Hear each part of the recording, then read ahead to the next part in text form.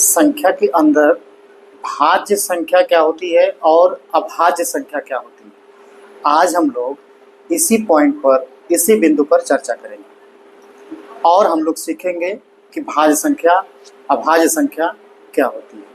तो आइए चलिए हम लोग सीखते हैं। पहले सीखते हैं भाज्य संख्या क्या होती है। ठीक है, तो भाज्य संख्या पहले लिखते हैं हम लोग हैं क्या, वह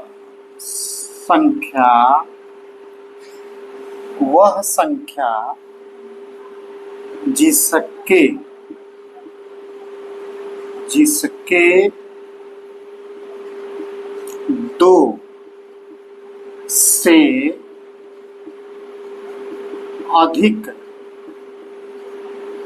दो से अधिक क्या गुणनखंड,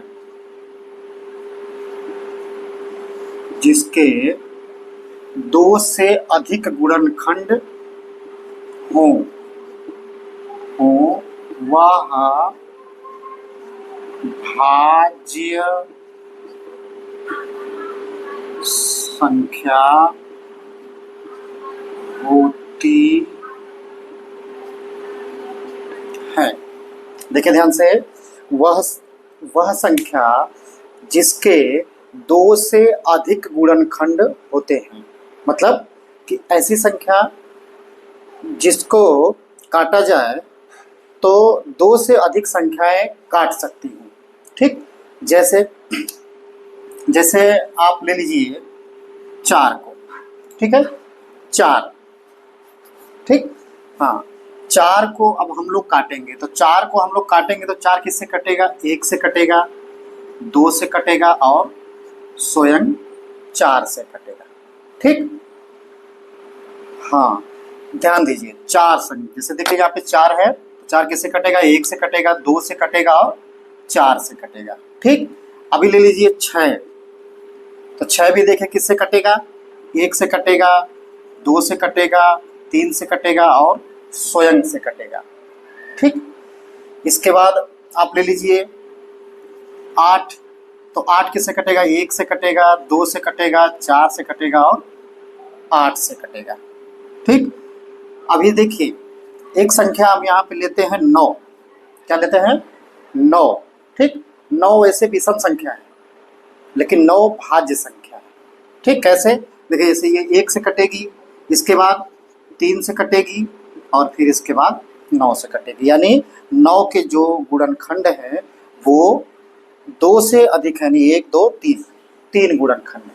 ठीक, और भी देख सकते हैं संख्याएं, जैसे हम लोग वो संख्या समझते हैं, वो संख्या देखते हैं जिसपे थोड़ा सा हम लोगों को कन्फ्यूजन हो।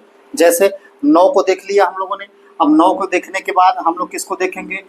15 को देखेंगे। इसको हम लोग क्या समझते हैं? ये विषम संख्या है ना। सम संख्या तो समझ में आता है लेकिन ये विषम संख्या है। तो 15 के कितने गुणनखंड होंगे? 1, 2, सॉरी 2 नहीं होगा, सीधे सीधे 3 होगा और इसके बाद 5 होगा, फिर इसके बाद सीधा 15 होगा। ठीक, देखिए इसके 2 से अधिक गुणनखंड हो गए। तो आप लोग भाज्य संख्या क्या होती है इसको अच्छे से समझिए कि वह संख्या जिसके 2 से अधिक गुणनखंड हो, वह संख्या जिसके 2 से अधिक गुणनखंड हो भाज्य संख्या होती है। जैसे देखिए यहाँ पे हमने लिख दिया।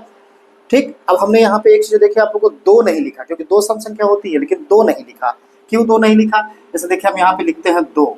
ठीक, तो 2 का कितना गुणनखंड होगा? 1 होगा और 2 होगा, केवल 2 हो गया। तो 2 गुणनखंड नहीं, 2 से अधिक गुणनखंड होना चाहिए। ठीक, तभी हमारी वो संख्या भाज्य संख्या कहलाएगी, यानी 2 हमारी क्या है? भाज्य संख्या नहीं है। ठीक, इसको हम लिख सकते हैं कि यह भाज्य संख्या नहीं है। ठीक, 2 जो है भाज्य संख्या नहीं है। सीधा हम 4 से शुरू करते हैं। 4 हमारी जो है वो भाज्य संख्या हो जाती है। 4, 6, 8, देखिए 9 हमारी भाज्य संख्या है।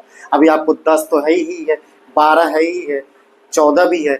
हमने 15 को जो है देखा क्योंकि विषम संख्या थी तो 15 को निकाल दिया। जैसे आप देखेंगे 15 के बाद आप 16 तो भाज्य संख्या है ही है, फिर इसके बाद 18 है, फिर इसके बाद जो है 19 नहीं है, ठीक, 20 है, 20 के बाद 21 होगी, ठीक, क्या 21 होगी, कैसे 21 होगी देख लीजिए आप लोग। तो ये 21 1 से कटेगी, फिर इसके बाद 3 से कटेगी, 7 से कटेगी और 21 है, यानी 21 संख्या जो है वो 1 2 3 4 इसके 4 गुणनखंड हुए, यानी ये भी क्या है, भाज्य संख्या है, ठीक है। अब इसके अगली वीडियो में आपको जो है अभाज्य संख्या का मिलेगा, अगली वीडियो भी आप लोग जरूर देखिए।